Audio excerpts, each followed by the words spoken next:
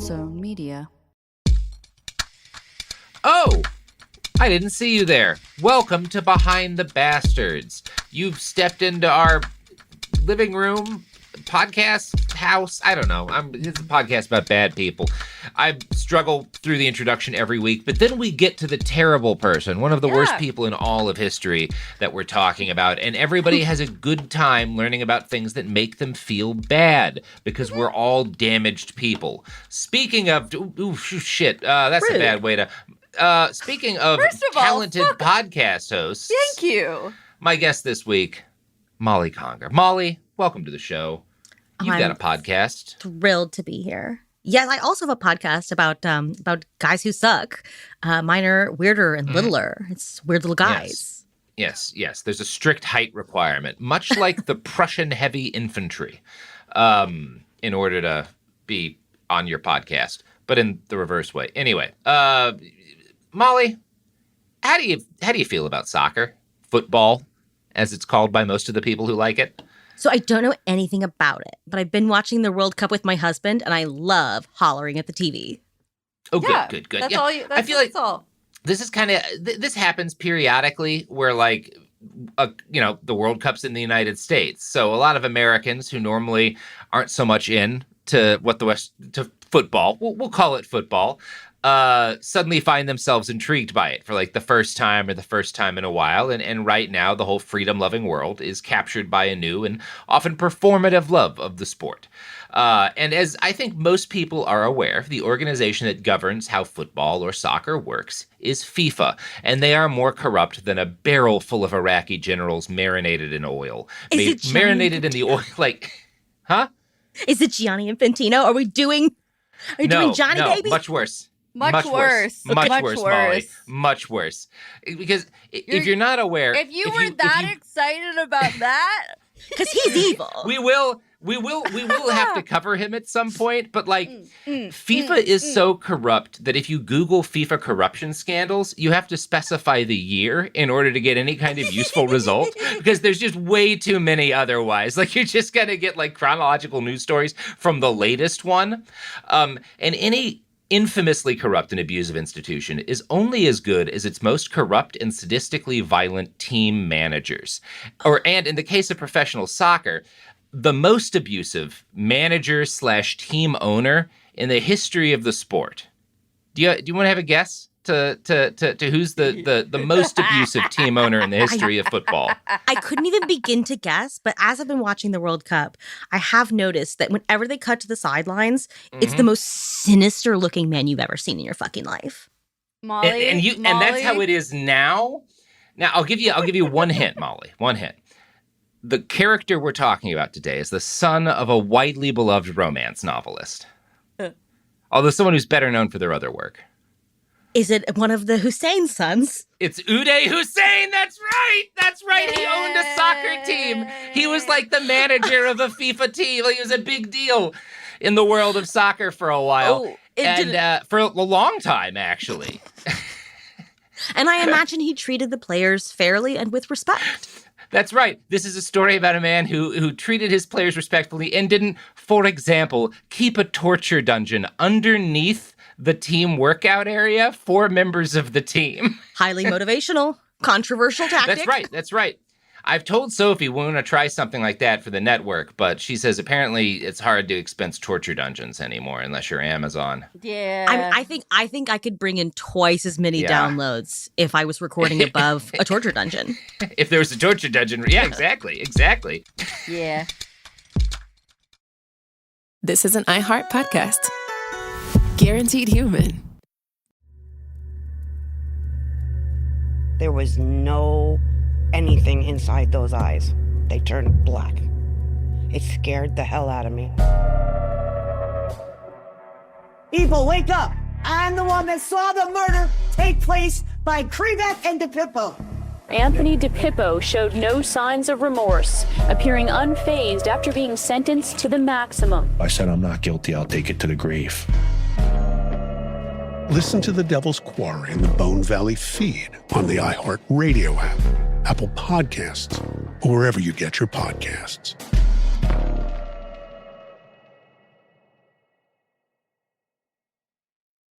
Joy is essential and it's also elusive. But now, there's a new and exciting way to start your journey toward a more joyful existence. Joy 101. It's a new podcast hosted by me, Hoda Kotb. If you're craving inspiration to maximize your joy, tune into these candid, uplifting, and moving on-air chats. Open your free iHeartRadio app, search Joy 101, and listen now. Joy 101 with Hoda Kotb is presented by CVS.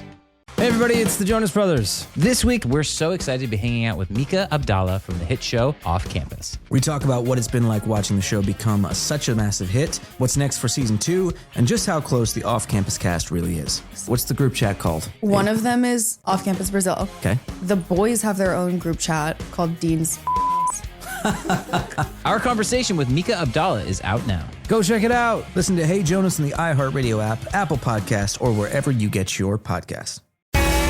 If you're seeking to try to understand the forensic science behind these cases that we hear about in the news, Body Bags is where you need to turn. There's no fluff. We do a deep dive into the forensics. Listen to Body Bags with Joseph Scott Morgan on America's #1 podcast network, iHeart.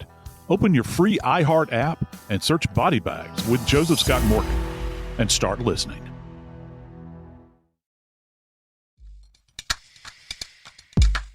So, yeah, you ready to talk about Uday Hussein? Soccer star, kind of? I mean, I think if you ask me, like, the traits of Uday Hussein, like, what was he best known for? How would you describe Uday Hussein? Football manager, top of the list. Football manager. Yeah, kind of.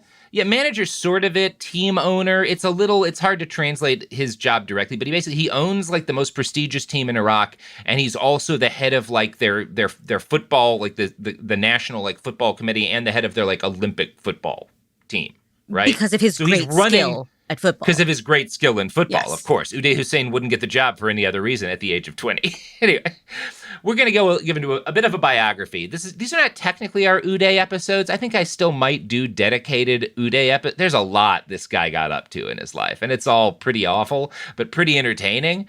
But we're going to stick mostly to football in this one because there's that much. Like, his football career is that significant. Born in Kark, Baghdad on either June 18th or March 9th of 1964. One of the best ways to tell if this is going to be a great episode of Behind the Bastards, are there multiple equally likely birthdays for the bastard? Or like do we have any idea when they were really born? This many children. Like, he had at least 5 children. At least. These are the details, that make things fun. Uday came into this world the son of a father who was a man of modest means. Saddam Hussein was not born wealthy. He came from a scrappy backwater town, and he was a scrappy backwater kid who fought every hour of his life to become a powerful and influential man in the new Iraq that he also helped to create. Saddam was a Ba'ath Party activist, and he'd fought to help the party seize power 3 years before Uday's birth. So by the time Uday comes into the world, the future of the Ba'ath Party in Iraq is uncertain, right? They had just taken power. They don't have things like super solidified. It's very possible there's going to be a counter wave that like pushes them out because they're not necessarily doing the best job, right? So it's at this point by no means guaranteed that Saddam's going to ever be more than like a mid-level kind of politico thug. He could have just been yet another pretty forgettable guy in the history of Iraqi politics. And indeed, shortly after Uday was born, Saddam miscalculated and put his support behind a faction in the party that lost out in a major power struggle. And Saddam was imprisoned for 2 years, but escaped. And being Saddam Hussein, he goes on the run. And so, like, in some of Uday's earliest years, his dad is, like, living outside of the law and having, like, infrequent communication with his family. I think they're moving sometimes to try to, like, meet up with him. And by the time Uday is, like, 3 years old, Saddam has kind of gotten himself out of the doghouse. He scraped back enough power to make like a play for a better position for himself.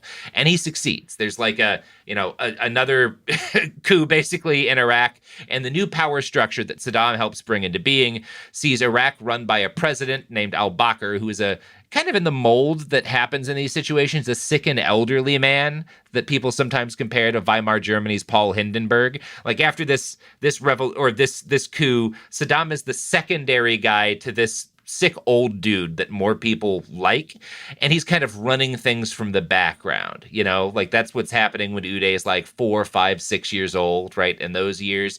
So Saddam is basically running Iraq at that point in Uday's life, but he's not officially in charge. Does that make sense? I guess it's been so long since your Saddam Hussein episode. That was like early in the show, right? You did Saddam almost 10 early years on. ago. Almost 10 years ago. I know we're kind of yada, because this isn't Saddam episode, so I I'm know, kind of yada. I'm just trying to think, because I guess that's, Remember the most of what I know about Saddam Hussein. Yeah.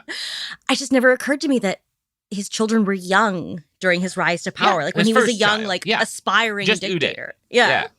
Yeah, just Uday, really. I don't think Husein's come into the picture at this point. But yeah. He was there for the come up. Yes, Uday is probably his first memories are kind of when his dad is like vice president and just sort of coming into power. Tribuna writer George Woodward describes Uday being raised, quote, from the age of 5 like a crown prince. So from about his earliest memory, his dad is the guy who's running everything, and he's expected to follow in his dad's footsteps, right? So he doesn't really have much in the way of a life before that. Although you have to imagine the kind of chaotic and dangerous very earliest years of his life probably had some impact on him. The fact that his dad's on the run and stuff, like that likely percolated through to some extent, I expect. I don't know. If by the time you're 5, you're a little prince.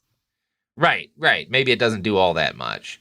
Now, if you lived through the Gulf War and then the Iraq War years, as I think all 3 of us on the show did, you've encountered a lot of propaganda about Saddam Hussein and his Iraq. Now, much of that has been proven to be nonsense, as we'll discuss in these episodes. There's a lot of bullshit about Saddam Hussein, just because it made a good story, and news, especially like cheap periodicals like the New York Post, weren't checking anything. If someone had like a lurid story about Saddam Hussein in 2002, you could get it printed in a bunch of places. Nobody was checking on shit. As long as some guy who was an Iraqi defector said that this is what happened, people were not doing any kind of due diligence in the journalism world, right? Especially in the early certain papers 2000s. were, but not a lot of them. Right. Yeah, not in the early 2000s. Now, that doesn't change the fact Saddam Hussein, this is not, I'm not doing any revisionism, Saddam was an undeniably brutal dictator. He was a horrible guy, and Uday is going to grow into a horrific, violent man who kills a lot of people. But that doesn't mean every story about them is true. And so part of what you have to do when you're kind of researching an episode like this is try to pick apart how possible is this crazy claim that I may want to be true, but how likely is that it happened? You Right. know? Like, did Uday do that, or was it Dr. Evil? Yeah. Right. Because that sounds more Dr. Evil. Yeah. I found did he an put article. lasers on the sharks? Yeah. I don't know if he had access to those. I think Iraq might have done better if he'd had lasers on for the sharks. So I found an article in These Football Times by Justin Sherman that gives a pretty representative summary of the common take on Uday's childhood. This is how he's described in a lot of publications, right? In very similar terms to this, because this is the definitely like most marketable version of his life story. Almost from birth, Uday Hussein had a curiosity and borderline affinity for violence. As an infant, instead of pushing toy cars, he played with disarmed grenades. By the age of 10, he was already shadowing his father to the torture chamber at Qasr al-Nihaya, nicknamed the Palace of the End. Many political enemies were killed here, including the overthrown King Faisal II, to observe how Saddam dealt with perceived dissidents. By high school, he bragged how he had murdered his teacher for disrespecting him in front of his girlfriend. So that's the traditional like take on Uday from born to murder, right? Like from the time he's a little kid, torturing with glee, just one of these people who is inherently monstrous. And obviously, look at how evil Saddam is. How could he be anything but inherently monstrous? We'll talk a little bit about how accurate I think all of that is here. Woodward's own description attributes Uday's propensity to violence to, quote, unusual ideas that Saddam had about raising children, but notes that this claim that, like, Uday's violent because his dad had these different beliefs about how you raise kids, that claim is something Saddam's political opponents circulated after they fled the country, right? Because who's actually raising the child? Is this mothers? Is it nannies? It's nannies and like his mom is in the picture, but he's also like a wealthy kid. So they all from a pretty early age, he's being watched by a lot of different people, right? We don't have a ton of context on that, but that's kind of what I've pieced together. And like, what kind of parenting philosophies are we talking about? Is that the like early 20th century German thing where it's illegal to touch your children, like you can't kiss them? more Saddam wanted him to like see guys being beaten and tortured up close from a pretty young age to get used to like, this is what it takes to be it's Game of Thrones kind of shit almost. It's like, you need to know what it takes to rule this kingdom. Gotta see your first beheading by 6. Right? Yeah. Right.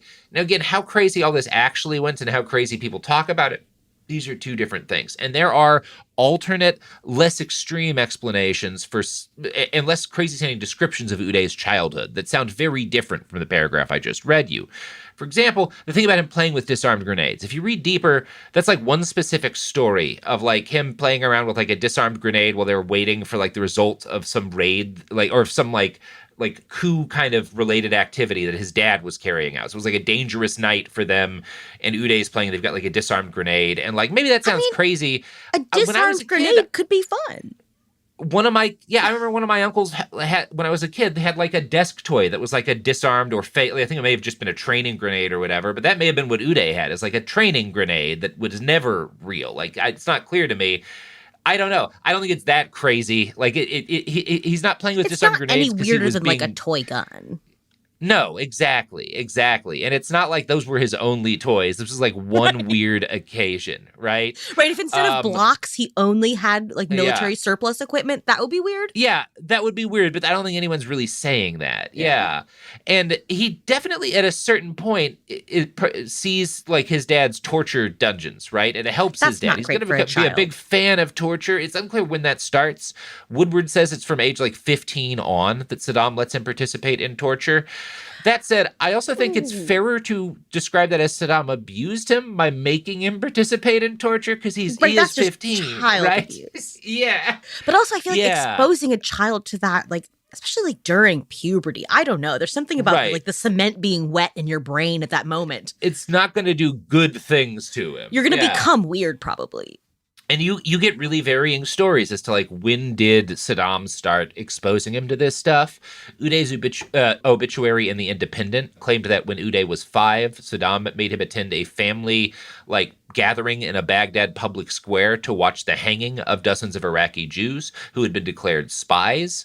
The article continues that, quote, Saddam boasted that he toughened his boys up by taking them to watch the torture of enemies of the nation and the liquidation of traitors. That's very medieval. And again, I don't have trouble believing that. That's in line with some other stuff, and it's pretty consistent in stories about them.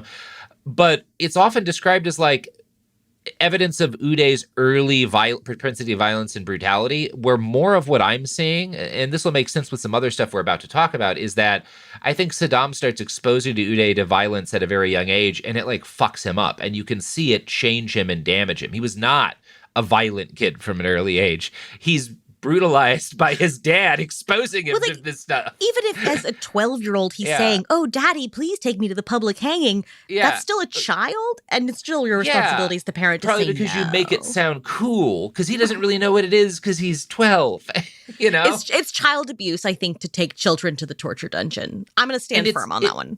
Exactly. And it's not described as that often enough. It always in these stories comes across as part of, well, this is a man who was just always from the earliest days of his childhood a violent psychopath. No, this is a child who was molded and abused into being a violent psychopath. That's kind of important, you know? It's not like those stories of like serial killers where you hear like, oh, you know, as in middle school he started dismembering cats. Like, this is not that. No, this is different than that, really. And like, I don't know, maybe I don't know enough about Uday's childhood to know, was he that guy? But there's reasons to believe he wasn't, right? And I'm inclined to doubt the often repeated, possibly by Uday, story that he'd murdered a teacher before he went into high school for disrespecting him. Fake. He would tell that, right? It not only does it sound fake, but I've read a book, and it's kind of hard to find, but there's some online copies that is like the Saddam Hussein approved version of his life story for Westerners. Like, it was a propaganda thing that he came out. And one of the stories in there is him holding his principal at gunpoint to force him to like admit him to school, because Saddam loved learning how to read, like loved school. His reading program actually was really good. He had a very effective reading program for Iraq. It was one of the things he was good at. You got to hand it to him. The literacy program was good. It really did. It worked quite well. And that's definitely because a lie. They held the I don't children think there's at any gunpoint. real evidence. And I think Uday may have told that lie because, like, well, my dad has a story about fucking being violent to his teacher. I need an even more extreme one. That's what I read there, because I don't have any like good reason to believe he actually killed a teacher. No one claims to know who this teacher is or to have seen it directly. There are accounts of Uday doing stuff like this later in life, but I think that just makes people assume, well, if he did that 20 years later, he must have done that when he was 10. And that's nonsense, right? Right, that's personal myth building. Yeah, I think this is him myth building and copying his dad's myth Wanting building. his dad And to part be of why proud I of think him. that, and this isn't just me thinking that because it's easier. We have some accounts from some of his teachers because Uday went to really nice schools for most of his education. And the most detailed account we have from one of his teachers comes from a foreign teacher who worked in his, because these are nicer schools in Iraq. A lot of the teachers are foreigners. Dina Bentley from Yorkshire in the north of England married a Kurdish man back in the 1970s and wound up working at a private school in Baghdad when Uday Hussein is a young kid. Iraq has a long tradition of private schools staffed with foreign teachers for the children of the elite and wealthy. And even in Saddam's era, these people were respected professionals who enjoyed a high degree of protection. Uday's certainly not going to be killing a white European teacher, right? Saddam doesn't want that smoke. But if he did, we would know about it. This didn't happen in 1750. It was 1980. Now, he also had Iraqi teachers, but again, I think someone would have said specifically, we would hear something besides he killed a teacher for being rude to his girlfriend. We would have more of that story, I think, if it were real. And again, this just doesn't comport with Dina's time with him when he was very young. In 2003, and this is the height of Iraq war fever, Dina recalled to ABC that time in her life when she was teaching in Iraq, and Uday was her student. He would have been 11 years old at this point. And per that article, quote, Saddam Hussein, then second in command, was already a powerful figure at the time. Uday arrived at school with bodyguards, but she recalls a normal child who was bright, cheerful, and responsive to discipline. He was always grinning and happy, and as soon as they knew who he was, the other children were a little bit wary, but he certainly wasn't a bully, she said. People would like me to say that he had two heads and was an unbearable pupil. He wasn't. Asked about Uday's current reputation, she said, it must have been around the time of the 1991 Gulf War when there were stories in the papers, I don't know how true they are, about his murderous ways. That did surprise me because he was never aggressive or a problem in class, she said. I had a good relationship with him. He never tried to pull rank. He certainly never said to me, do you realize who I am? You know? Damn, so Uday got the pleasure to be in class on his report card. Right. It just sounds like a real kid as opposed to this violent murderous 11-year-old that a lot of news stories want you to believe that this kid is obsessed with death as a child naturally. A lot of what I do on my show, and I'm writing about these men who become terrible, these men who commit these terrible acts, they are not ontological evil. They were not, they did not emerge from the womb as a monster. It's a human guy who became fucked up over time, sometimes for a discernible reason. Yes.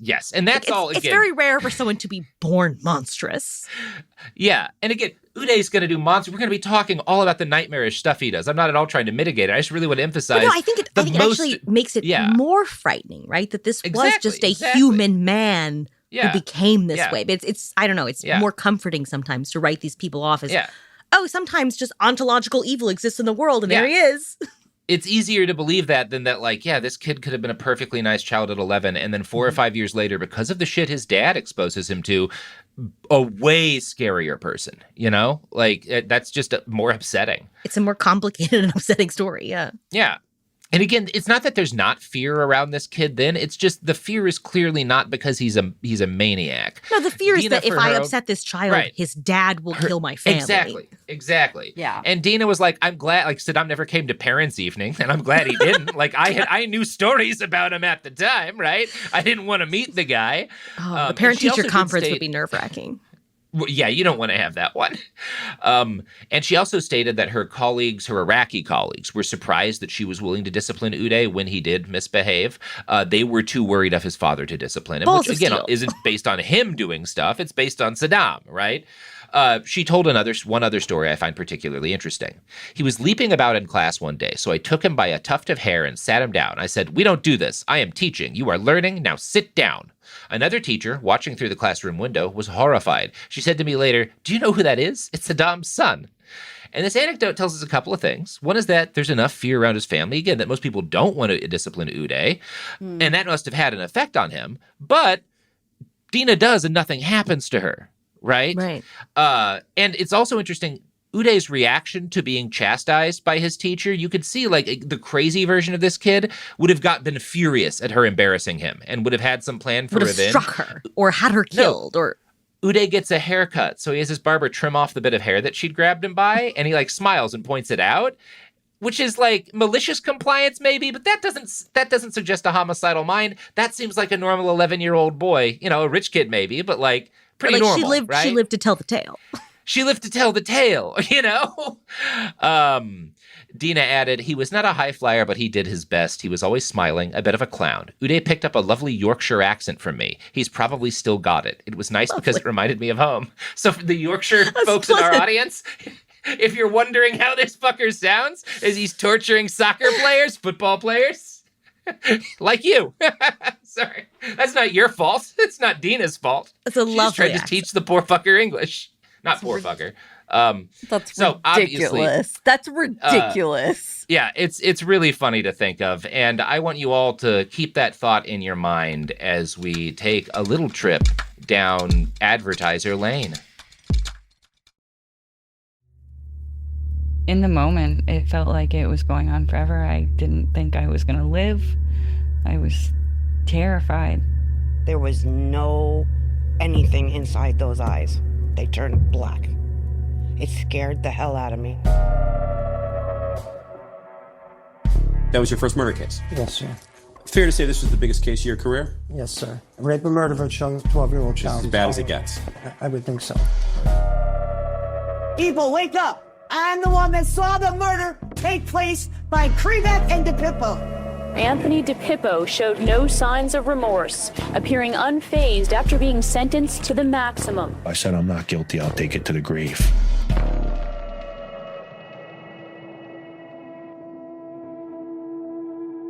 Listen to The Devil's Quarry on the iHeart Radio app, Apple Podcasts, or wherever you get your podcasts.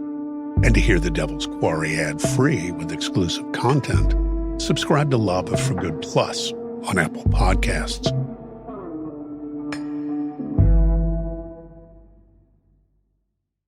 Hey, I'm Hoda Kotb, host of the podcast Joy 101 with Hoda Kotb. Okay, if you know me, you know this. I'm always searching for inspiration, for support, and useful tools to help maximize joy. So this podcast lets us uncover all of that together. We're going to have these meaningful conversations with the world's most fascinating people, like when actress Olivia Munn shared how she overcame fierce health challenges that she never saw coming. I've gone through breast cancer and then helped my mother through breast cancer, and that was more difficult. There's a lot of people who understand postpartum depression. I was not prepared for postpartum anxiety. Olympic champ Shawn Johnson revealed why she had no choice but to be a gymnast. There was something about gymnastics that was intoxicating to me. It's given me a belief that we all have one of those treasures inside of us. We just have to find it. Listen to Joy 101 with Hoda Kotb on the iHeartRadio app, Apple Podcasts, or wherever you get your podcasts.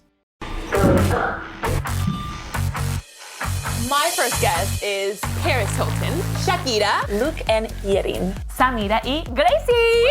I'm so excited. On the bouncy bed. You have surprises? Many surprises. Welcome to Suite 305, where the group chat comes to life. What up? Es como que una forma de decir como, hola amiga, hola mejor amiga, hola hermana, what up? Mira, nunca lo había hablado con nadie. Excepto con mis hijos. Mis hijos sí saben. Sé mi amante. Uf. Uf. Qué increíble. Ya, la telenovela. You're the only person I know that loves the yellow starburst. It's lemonade. No hay alguien que te falta, como que tú dices, me gustaría colaborar con esta persona.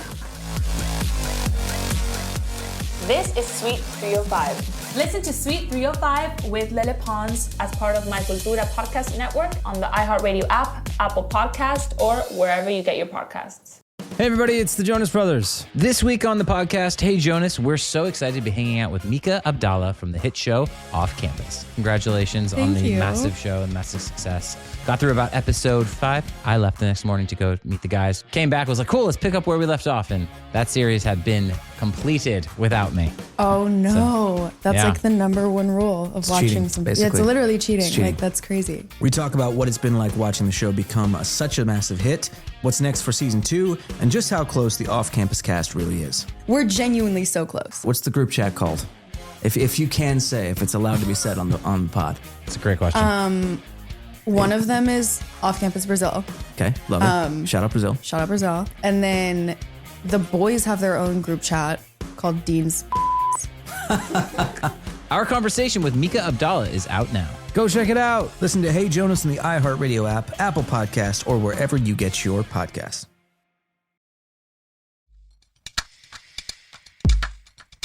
And we're back. That was nice. Oh, I just got an email about a FIFA party in Portland. That sounds awful. I don't think I'm going to be doing that. Hey, should we RSVP? Absolutely not. Yeah, RSVP. No, thank you. I don't pass. I don't like. Nope. Them. Nope. Molly, Sophie, shall we dive back in? Yep. Okay, so Uday's dead now, obviously, but he was noted as speaking English very well, and all of the other hard facts we have about his education comport with Dina's story. He wasn't a great student, but he wasn't a bad one, and there aren't really any clear and credible claims that he was involved in hardcore violence. There are some, but not any that I find super believable until he's 15, and his dad starts taking him to see and possibly help out in the torture chambers that he's operating, right? Yeah, and I think that, assuming that's true, and I think that it's pretty consistent, I can see this being what sort of changes him, because by the time he's an adolescent, Saddam is looking at his eldest son as the heir apparent, but that's not going to last, forever, right? Uday's going to start to really, change and take a turn for the brutal as a young adult. It's a little unclear to me when exactly that starts, but I can definitely see a lot of this being the result of Saddam wanting to raise his heir to be strong and powerful and just kind of destroying this kid's mind and turning him into a dangerous homicidal maniac, because Saddam doesn't do the same thing with Qusay. The funniest thing about, maybe there's some fundamental difference in the two of them, I don't know, but it kind of reads to me just like he got better at being a parent in between the two. It was like, oh, I fucked up the main kid. I got to pick a new heir. I'm not going to make. I got to make this next one turn out more normal. So I think it's an Irma Bombeck quote, right? Children are like pancakes. You have to throw the first one out. Right. That's kind of how Saddam treats Uday after a point. But in this era, Uday's still looking like the heir apparent, and he hasn't done anything too crazy. So one person who claims to have attended private school with Uday is Latif Yahya. And you may have heard of this guy. He also becomes particularly famous in the post-Gulf War period, and then again right before Operation Iraqi Freedom, or when we invaded Iraq for the second and really, really illegal time, right? So if you've heard of Latif Yahya, Dr. Latif Yahya, it's because he's going to claim to have been forced to serve as Uday's body double. You've probably heard of Saddam's body doubles, the whole family, a lot of stories. They may all be lies, by the way. I can't prove, I may do a dedicated story. I can't actually prove that they had body doubles in the way it was usually reported. Sure. Everyone takes it as read, but then when you look into okay, well, did they find any of those guys? And it's no, they never did. Huh, that's weird. It's weird that the actual individual body doubles, the guys who claim they were, always have really sketchy stories that you can't back up. And the evidence, the body doubles that were supposed to be found mostly weren't there. And it kind of looks like maybe instead of having a stable of comedic body doubles, it just looks like some of his guards who looked like him could also if you just want to run a dude out who might look like the boss to see if anyone's going to try to shoot at him or something. Right, and maybe it wasn't as crazy elaborate as all the news reported it to be. I was just watching Veep, and there was a plot line in Veep where her primary Secret Service assigned to her looks like her from the back. Yeah, it's not a body double. It's just exactly. If somebody's going to shoot you in the back of the head, maybe they'll shoot her. So much late 90s, early 2000s comedy relied upon fucking Saddam Hussein body doubles. That was a really big, I don't know why, in the media. And it just, anyway, this guy Latif Yahya is going to claim to have been Uday's body double. And so a lot of our best Uday stories, the wildest stories of Uday being a maniac, come from Dr. Latif Yahya. Oh, so from a guy who might be making them up. He's definitely making it up. Latif Yahya is for sure a con man, a huge con man. He definitely lied about a bunch of stuff, and there's zero evidence whatsoever he was ever Uday's body double. However, he may have known Uday. That doesn't mean he didn't know him at all, because there is some evidence that he may have been connected to the regime in some like kind of corrupt ways, like with some of the money laundering and stuff. The best cons have a little bit of truth in the middle, like a little nougat center of truth. He denies that entirely. There's just allegations. I don't fully know what's going on with this guy, but there's no reason to really think he was Uday's body double, but he may have in fact known Uday. He came from a wealthy family in Baghdad. He claims he and Uday went to the same like private school, private primary school, and they very well may have. I can't disprove that. So I will read you some of his accounts, but I need you to remember this guy is for sure a liar. So I don't know. I'm not going to tell you to take you're going to run into this guy anytime you read about Uday. So I don't want to ignore him, because then people will be like, why didn't you include this guy? Well, because he's a fucking liar. But I will tell you some of what he says, because again, he may have known Uday. There's some reason to believe that. He just definitely wasn't doing what he said he was. So here's his account of supposedly Uday in like high school, basically. First came the bodyguards, then Uday, usually in a t-shirt and jeans, like a cowboy. His hair was longer than ours, and he wore it in an afro, like Jimi Hendrix. After a few weeks, we finally got used to the daily performance. Uday was never friendly, never normal, never conventional, and I actually found him repugnant from the very first. He had no respect for the teachers or anyone else who tried to tell him what to do. He couldn't care less about tests or homework or anything. There were 24 of us in the class, and while everyone else worked hard to succeed, Uday wasn't interested. If a teacher tried to call him to the blackboard, Uday would throw chalk at him and order him to change the subject or simply to leave him alone.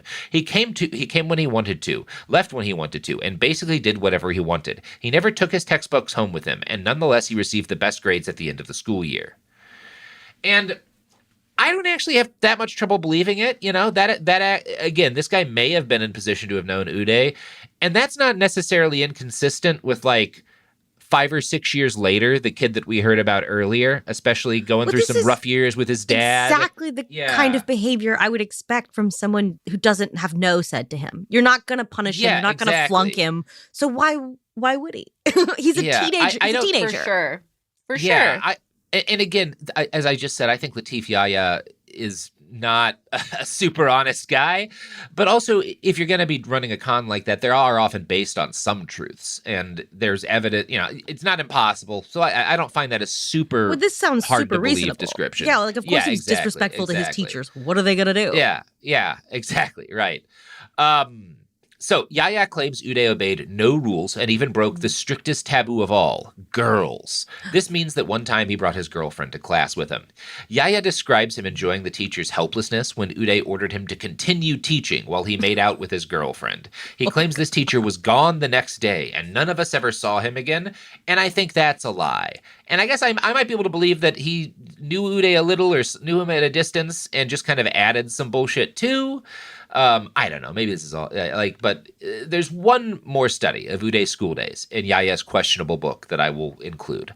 He claims that in 1980, soon after Saddam took power, like in the front power, right? Like he's no longer kind of sitting in the back pretending to be the VP. Uday asked Yahya to paint a picture of his father as a congratulations gift. So Yahya says he took this as an honor initially, and he finishes a painting of Saddam Hussein, and he gives it to Uday in class, and the dictator's son is really happy and compliments him. And, quote, he heaped me with compliments. Simply perfect, he lisped, because he had slightly protruding teeth and thus a slight speech defect, although no one ever mentioned it. And this is interesting. I found one other account, at least, that Uday had a speech impediment that I can, like, to a separate person. So at least a couple people have said that.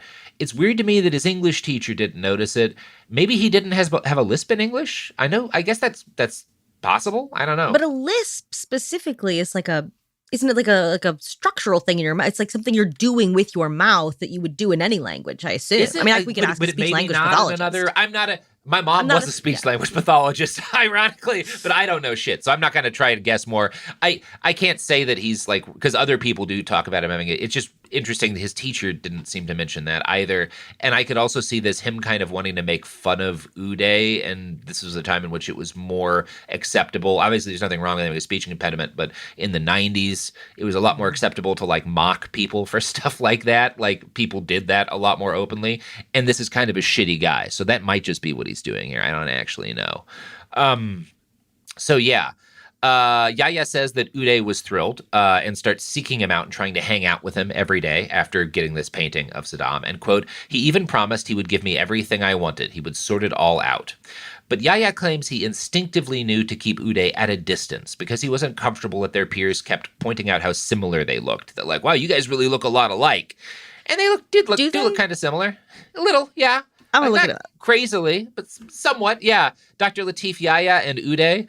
Now, I'll caution against giving, again, too much credence to anything in this fucker's book, but it's not too wild a claim. Yahya claims that he and Uday lost touch after graduating, like you do, and we'll hear more of Yahya's claims next episode. We will talk about him more, but let's get back to Uday. So, after graduating, the high school where he and Yahya went together, Uday went to Baghdad Medical College, and you can kind of gather how legitimately he got he earned his introduction to Baghdad Medical College by the fact that he dropped out 3 days later. Oh, 3 days. He was in medical school for 96 hours. So, he wouldn't have even attended very many lectures at that point. I don't know if he attended any. He signed up for classes, he got to the dorm, and he went home. Yeah. No, he might have gotten spooked by his first stethoscope. Really thank God he didn't. Dr. Uday Hussein, no. Probably not a good idea. Okay, I looked it up, and maybe it's just, they're just two guys who both have a mustache. Yeah. Yeah. That's the other thing. And this is also part of the, if you read some of the Saddam Hussein body double stories, having been to Iraq a good amount of times, I could just see those being stories of they were just looking for a guy who was kind of Saddam's size and had a mustache because they needed somebody at a distance for a minute. But that's not as crazy as he's got this team of men who live their entire lives pretending to be him and get facial surgery. I don't know which is true. So he drops out of Baghdad Medical College, and next he starts taking classes at the College of Engineering, where he got a bachelor's degree, and then he attends military academy, and he writes a thesis on the Iran-Iraq War. He's trying different things. Yeah, he's trying to be a doctor, be an engineer, be a general. Who knows? Yeah, exactly. He needs to establish his bona fides as this is why I'm good to follow in my father's footsteps. I have the military experience. I have this professional experience. Now he's not really doing much of any work here. His thesis is nearly universally agreed to have been written by a professional military advisor in the Iraqi army. He just writes it for Uday, which would be nice. Although I guess in the United States, if Pete Hegseth wrote your essay, I don't think it would get you very much. So I guess it depends on who's grading. Yeah, I guess it depends on who's grading. Per George Woodward's article, quote, while at university, Uday wanted to marry a fellow student from a noble Iraqi family, but his father refused. He wanted a bride from within the family clan. Uday obeyed, but from then on, he was spoken of as a serial rapist. Girls were allegedly abducted for him and forced into sex. One of the most famous stories says that a bride was kidnapped for Uday on the second day of her wedding. After the rape, she could not live with the horror and took her own life, and the groom, by Uday's order, was hanged as a preventative measure. Now, that's an awful story, and you hear a couple versions of it, so it either means he did stuff like this several times, or one person told this story about him, and maybe pieces of it were true and other pieces aren't, but people just started spinning it off. It's very hard for me to tell, because there's slightly different versions of this story, and I don't know, are these evidence of him doing it a bunch, or is this evidence of the same, because a lot of these come from people, dissidents who leave Saddam's Iraq and are telling all sorts of horrible stories.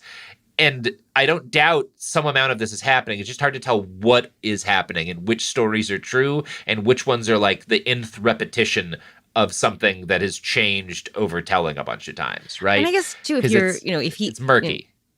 Take as a given he is a serial rapist. He is committing these sexual crimes. Pretty good evidence that he was. Yeah. Abducting a woman on her wedding night and raping her is this sort of worst scenario of this genre of crime. This is dictator's son, prima nocta type shit. I never doubt the basics of dictator's son committed a lot of rape. But this particular set of details is what's the worst version of this story you could tell? The theatricality always makes me second guess, this doesn't necessarily always seem like something a person would do, right? Not even, I don't think he's this bad. I guess this seems weirdly elaborate. If you're getting jaded, you've done too many sex crimes. Yeah, maybe. And again, so I can't for reasons like that, I can't throw all this stuff out either, because he does some pretty crazy shit. Yeah, and one of the reasons that kind of makes me hesitant about this is that one of the most detailed accounts of this kind of like him murdering, like raping a woman after her wedding and like there being murders after that comes from Latif Yahya, right? He's got a story that sounds a lot like the one I just recounted to you that I found from a 2009 interview he gave to The National. And this is in an article on Michael Thibodeau. So this is years after Uday's dead. He tells of a grotesque episode in El Habana, Iraq's leading honeymoon resort, when Uday noticed a newlywed couple walking hand in hand and called over to them. Uday was livid when they ignored him. Mr. Yahya attempted to persuade Uday to leave the couple alone, pointing out that they had only been married a few days. Uday snapped back, "This isn't your business!" Uday's pimps beat up the husband and forced the beautiful bride to his suite, where he raped her. In shame and despair, she later threw herself to her death from the 4th-floor window of the building. Mr. Yahya says the husband was accused of trying to kill Uday and sentenced to death, but was later spared because of his long service in a war against Iran, for which he was awarded medals. The man, Yahya claims, was one of those who nearly killed Uday in a 1996 assassination attempt. And I have that. So this is part of why I have trouble believing specifically, is that we know this story Yahya gives claims from when he's supposedly Uday's body double, and he almost certainly wasn't. So that means I don't believe this story, and that's so similar to the other one that it makes me wonder how much of these specific really theatrical stories of rape are just sort of like things that enemies concocted in that period of time when it was profitable to do so. But again, kernels of truth, right? So I'm sure he's may doing have the basic raped crap. married women who then killed themselves because within that culture, she would not be able to go back to her family. Yeah, and, So and like kernels of truth. Kernels of truth. It's just there's so much of it that's like But then he tried to kill him, and then he let him live because of his medals. Like that's too many details. There's a lot of like, I don't know. We'll see. I'm trying to present you with all of this so that like you, the listener, can conclude what you want to believe about Uday Hussein. But choose your own adventure. It's hard to tell for sure with stuff like this. It's so politicized. The fact that the U.S. was looking for any excuse to do a war against Saddam's Iraq makes it hard to judge every piece of information as easily as I'd otherwise like to. But yeah, anyway. All of this takes us up to the early 1980s. During this period of time, Iraq was not yet the global pariah state that it would become after Desert Storm, and it had one of the best football teams in the entire Middle East. Iraqis had become very proud of their team, which got its first foreign manager, the Romanian Cornel Dragushin, in 1962. And in 1965, under his leadership, they won the Arab Nations Cup. They won it again in 1966. People started calling them by the nickname the Lions of Mesopotamia, which is an undoubtedly cool name for your football team. Yeah, I mean, that's that pretty rocks. sick. Yeah, that rocks. Yeah, that's a And dude's honestly, rock moment. Given the guys involved, I'm surprised there wasn't a real lion on the field. Where's the lion? Give me a lion. I don't know that there wasn't, Molly. And I would also like to remind you, you've got a fucking Romanian man whose last name is basically Dragon, and a team full of Iraqis. The mustache game in that team, we don't have the capability to recreate mustaches that were that powerful. Like, I need to see this amazing coach. Stuff. I can only imagine him in my dreams. There might actually be pictures of the guy. I didn't look them up. But I'd be disappointed if he doesn't have a beautiful mustache. So, first couple of years that this guy is working, the Iraqi team in the mid-60s is really starting to get off the ground in a big way. It's looking good. And for a new country, and Iraq is a new country in the mid-60s, having like a football team that's a huge hit, like one of the best in the region, that's a big deal. And so it becomes like integral to like this burgeoning sense of national pride that Iraqi people are getting. The team becomes very beloved for this reason. However, after the mid-60s, they kind of backslide for quite a while. There's this initial period of greatness, and then through the late 60s up through much of the 70s, there's a lot of unrest and disorder in the country. Saddam is rising to power and causing a good amount of that unrest. It's a rough period for the team. So after Saddam takes power and starts a war against Iran in 1984, that war is consuming Iraqi soldiers at a terrifying rate. And Saddam needs something to bind the people together and improve morale, because the population is not happy with this war that did not need to happen. And so you're saying people don't love it when you take them into an unnecessary war with Iran, and you should distract them with soccer. Yes, Saddam Hussein something is that we wouldn't know anything world about. Leader. Exactly. No, it's never happened again. Never has a world leader started an ill-advised war with Iran and then tried to distract the country by a soccer game against Iran. Yeah, that's never happened before. It's never happened. So, this war's consuming human beings at a terrifying rate, and Saddam needs something to improve morale. I'm going to quote from Justin Sherman's article again here. In the hope that his son could help rebuild the spirit of the nation while also proving himself a worthy successor, Saddam handed Uday the reins of both the country's Olympic Committee and its football federation. Through sports, Saddam believed that a fervent nationalism would return, permeating through the sun-kissed football pitches to the trenches in the desert. The appointment of the 20-year-old Uday would initially yield historic results. Iraq would win the Gulf Cup his first year in charge, followed by the Arab Cup just a year later. However, nothing could prepare them for what was about to come. With a dramatic win over Syria in their final match of qualifiers, Iraq punched their ticket to the 1986 World Cup in Mexico, which to this day represents their first and only appearance in the prestigious tournament. So, wow, pretty good early first 2-year run for Saddam's Nepo baby son.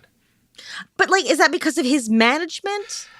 Or were they going to go anyway and he was just there? So not long before this, and by the way, I should note, Iraq is in the World Cup this year. This is their first time since Uday. These articles are real, but I think this is their first, qualified for the second time in 2026. So that is something to celebrate this year. I love Iraq. So they can do it. They can do it without Uday. They could. They finally did. They finally did. It took a while. And I've loved the country a long time. Unfortunately, when we're telling Iraqi stories, they're often very sad just because of how difficult that country's recent history has been. But it's actually really awesome. I'm really happy for them that they made it back to the World Cup, because that's going to mean a lot to people. Like we've been talking about, football means a lot to people. Teams like this, especially when shit's really hard out there, means a hell of a lot to people. So that's actually super nice to hear. And that's why Saddam thinks this is a good idea, right? And at first, it kind of looks like it is. Uday pulls the team. It seems like Uday pulls the team. Now, what's part of what's really happening is they've recently brought on a new coach. And I was going to say, he's delegating. Uday doesn't know shit about managing a national soccer team. No. And I think this new coach had started before, and that's kind of started too. But he doesn't fuck it up. You got to give him credit for that. He doesn't step over his own dick. I don't which he's gotta going hand to it in to the Uday future. Hussein. Yeah. I don't. I certainly can't say that he was bad at the job at this stage, right? But it may just be that's because he was too nervous to do anything. So maybe he was just listening to his subordinates in this period of time, because it's not gonna. This is gonna be the only period of time where things are really good for the team. But yeah, at first things are going really well, and at this stage in the story, the Lions of Mesopotamia, it's like a fucking 90s movie. It's like a Disney movie from 1996. It's such a cool name. You've got the dictator's fail son, who doesn't particularly like football and has never been good at anything and is desperate to please his father. And he takes on this team that had been great once, but they've fallen into disrepute, and he welds them together into this group of lovable misfits, and they make it to the World Cup. That's a really good Disney movie. I'll watch that movie. I'll watch that. Absolutely. If you do not include anything that happens after the World Cup, it's a great Disney movie. No, just credits roll over the football pitch. Yeah, over the football pitch in the torture chamber. No. At the World Cup, it ends there. It ends there. That's right. It ends there. Because there's no torture at the World Cup other than having to watch football. There was an issue with some slaves. Here's ads. Well, yeah, there's slaves too. We should do. There's a lot of issues to have with. Yeah, I was trying to go to ads after accusing FIFA of complicity in slavery. Accusing? Which they no, that's definitely a are. fact. That is a fact. You know what else is a fact, Molly? It's time for ads. Wow. In the moment, it felt like it was going on forever. I didn't think I was going to live. I was terrified. There was no anything inside those eyes. They turned black. It scared the hell out of me. That was your first murder case? Yes, sir. Fair to say this was the biggest case of your career? Yes, sir. Rape and murder of a 12-year-old This child. is as bad as it gets. I would think so. People, wake up! I'm the one that saw the murder take place by Crevet and DePippo. Anthony DePippo showed no signs of remorse, appearing unfazed after being sentenced to the maximum. I said I'm not guilty. I'll take it to the grave.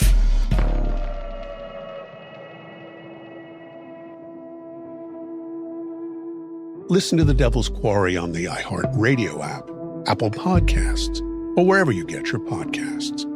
And to hear The Devil's Quarry ad-free with exclusive content, subscribe to Lava for Good Plus on Apple Podcasts.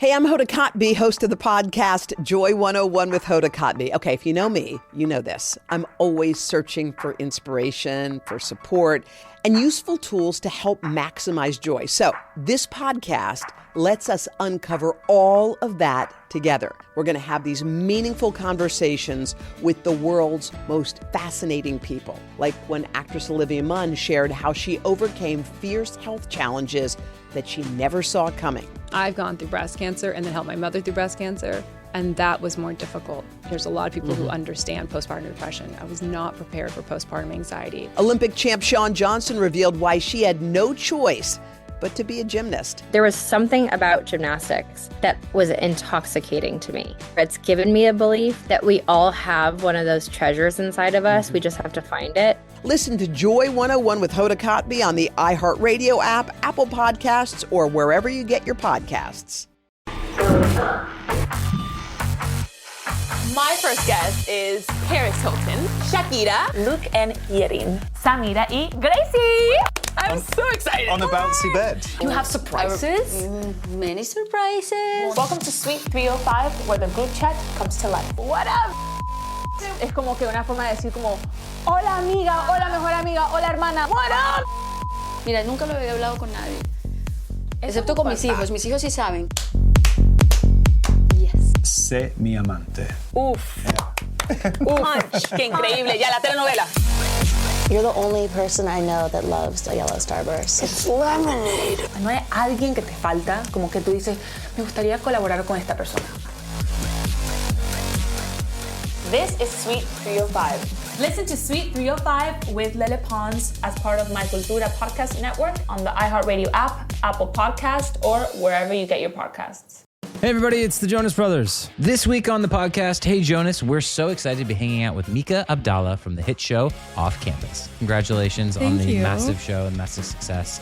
Got through about episode 5. I left the next morning to go meet the guys. Came back, was like, cool, let's pick up where we left off. And that series had been completed without me. Oh no, that's yeah. like the number one rule of watching cheating, something. basically. Yeah, it's literally cheating. It's cheating. Like that's crazy. We talk about what it's been like watching the show become such a massive hit, what's next for season 2, and just how close the off-campus cast really is. We're genuinely so close. What's the group chat called? If you can say, if it's allowed to be said on the pod. It's a great question. One of them is Off Campus Brazil. Okay, love it. Shout out Brazil. Shout out Brazil. And then the boys have their own group chat called Dean's. Our conversation with Mika Abdallah is out now. Go check it out. Listen to Hey Jonas on the iHeartRadio app, Apple Podcast, or wherever you get your podcasts.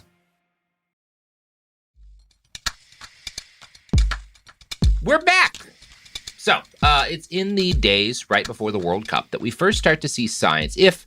And I think this is probably likely, the success of the Iraqi team in Uday's first couple of years is because he mostly stayed out of his own way and let other people make decisions.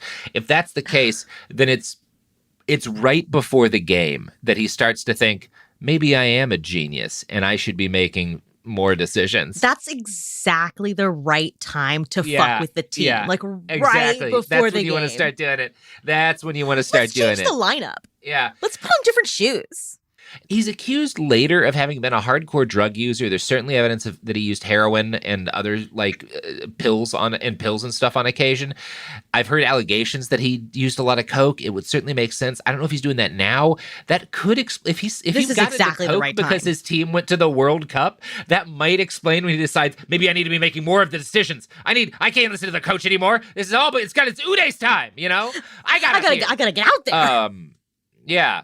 So he's while they're at the World Cup, he gets asked to organize friendly matches while they're there with both Brazil and England, and this is a big deal. These don't count for the overall World Cup, but it's still a big deal. Iraq is a new country, and their team has just started becoming good again.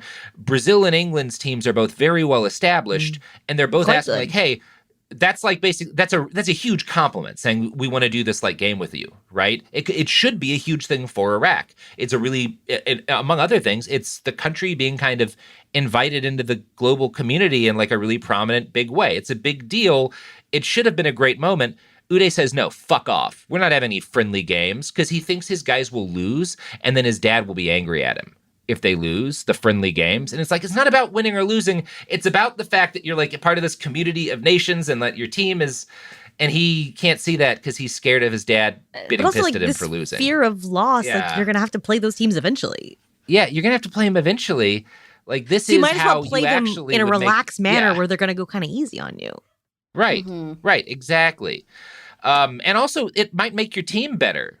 Playing against really good teams. Yeah, it's and I can believe that he didn't do this because he was scared of his dad. He didn't want to he was scared it would make him look bad, right? It's the kind of insecurity you would expect out of a guy like this in this situation. A guy who's seen his dad torture somebody? Right, For exactly. failure? Yeah. And it makes it clear why Uday was never going to be a very good team manager, right? And he makes the further mistake after this of replacing, right before the World Cup, he replaces he's not technically the team manager, but he is doing that job, and he replaces the guy who had been the official team manager with his assistant right before the match for no real reason, right? He's just switching people around. He changes the team colors from green and white to yellow and blue with no consideration that for 20 years, Iraqi fans had gotten used to the old colors. He just does it for no reason. Athletes are so superstitious. They're so superstitious and paranoid. They spook like horses. They spook like horses. Yeah, exactly. Yeah, and so do fans, to be honest. Why would you do that? Yeah. There are people out there wearing dirty underwear because it's their lucky panties. Right. Yeah. You cannot understand how crazy people are about sports, Uday. You can't change it. And yeah, I wonder how much of it is that he's not really into sports. That is emphasized in a lot of what you read, is he never really cared all that much, other than he didn't want to lose, So Justin Sherman argues that as a result of all this, the Iraqi team arrives in Mexico for the World Cup, quote, ill-prepared and mentally shackled. And it's possible that by this point, Uday's already started threatening his players. I don't know if he's already started. The allegations of torture don't start until after this. I don't know when it actually started.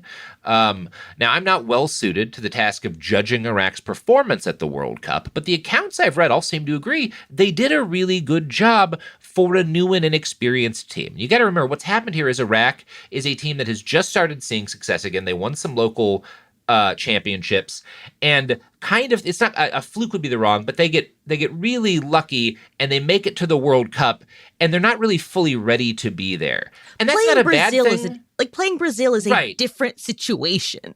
Exactly. And this could be really good for a new team, right? Getting into the World Cup this early, getting to play with teams of that caliber that could really help move them forward and take them up, right? And they don't do badly in the World Cup, right? Not compared to how new they are, right? They get knocked out pretty early. They only score one goal in all three of their games.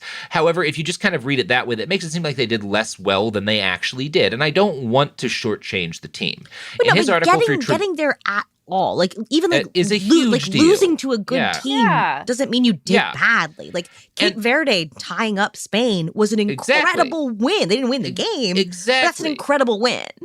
Yeah, and that's what George Woodward points that out in his article for Tribuna, and I want to read from that here. Quote, after rewatching archive footage from 40 years ago, we can see that Iraq looked good, but lacked experience of major tournaments. In an evenly matched game with Paraguay, they conceded the only goal from a quickly taken free kick. At the end of the first half, they even equalized, but referee Picon Akong from Mauritius disallowed the goal. He blew for halftime just as the decisive corner was being delivered. Against Belgium, Iraq actually looked better and more dangerous, even with 10 men. The Belgians scored the winner from a penalty that today might well have been overturned by VAR. In the final match, at the 100,000-seated Azteca against hosts Mexico, who needed to improve their goal difference, the Iraqis defended bravely and conceded only once. So it can be said that they performed with dignity despite their final place in the table. And in a good world, if this is like a normal country with a normal leadership, this would be the start of like a really good team, that could build from this, make it back. Cool. Right. This should have been the start of something great, and it's not. Iraq doesn't make it back again until this year to the World Cup. And the story, a lot of what we're going to be talking about this week is why, because Uday is a big part of why Iraq does not go back, that this promising start does not continue promising, because Uday can't accept that just getting to the World Cup was a victory. And I have to presume part of this is because Saddam is a huge asshole to him about losing. So when the team returns home to Baghdad, they're greeted not the way they should have been, as like a team that did really, really well and has a bright future. Instead, he explodes with rage. And in the days and years to come, the Iraqi football team is going to see just how violent Uday Hussein could be. And we'll talk about that in part 2. Woohoo! How you feeling? I'm pumped. I'm ready to watch some soccer. Well, we're just going to talk about it because I don't know much about soccer. But what I do know about Molly is that you have a podcast. That's all I know. I'm like Casper Hauser, I stumbled into work this morning with like a sign around my neck that says Weird Little Guys hosted by Molly Conger. That's all I don't even have a name. Just tabula rasa, yeah. Yeah, that's right. It's something to do with the German cavalry. But the ideal listener. Yeah, exactly. That's what we in fact target directly for Germans several centuries ago who lost their memories somehow.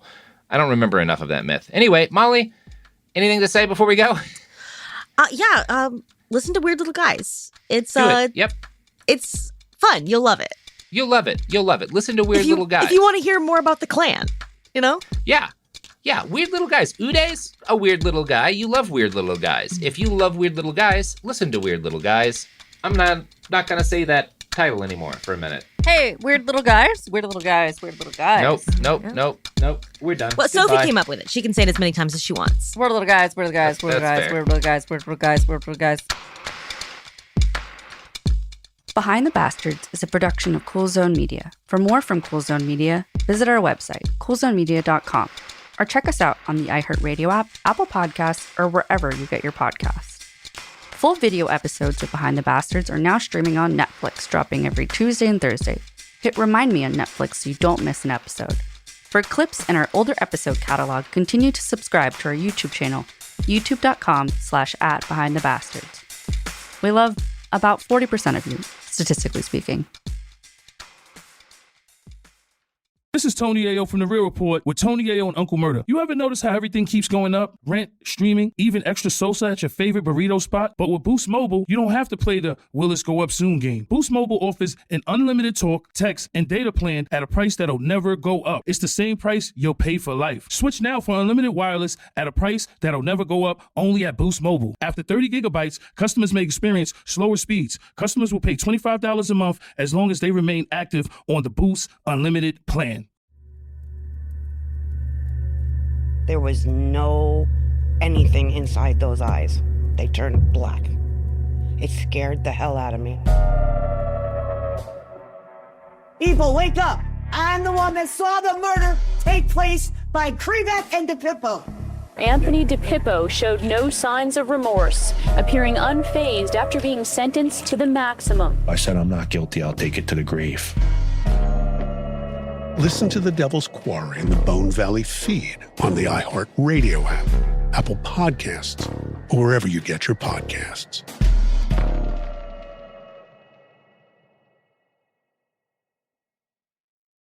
Joy is essential and it's also elusive. But now, there's a new and exciting way to start your journey toward a more joyful existence. Joy 101. It's a new podcast hosted by me, Hoda Kotb. If you're craving inspiration to maximize your joy, tune into these candid, uplifting, and moving on-air chats. Open your free iHeartRadio app, search Joy 101, and listen now. Joy 101 with Hoda Kotb is presented by CVS.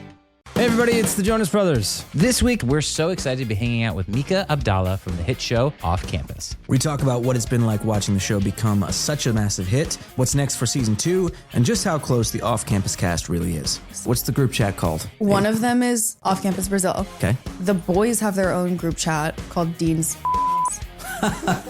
Our conversation with Mika Abdallah is out now. Go check it out. Listen to Hey Jonas on the iHeartRadio app, Apple Podcast, or wherever you get your podcasts. This is an iHeart podcast. Guaranteed Human.